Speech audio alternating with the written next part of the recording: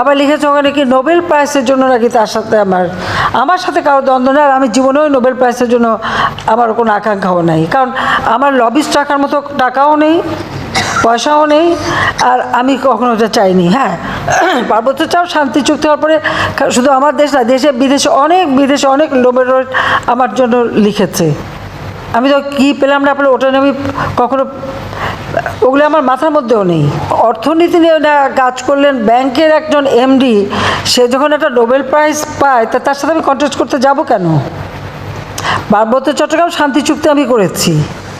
পৃথিবীতে যত শান্তি চুক্তি হয়েছে খুঁজে বের করেন, শান্তি চুক্তি হয়েছে কয়টা অস্ত্রধারী আত্মসমর্পণ করেছে?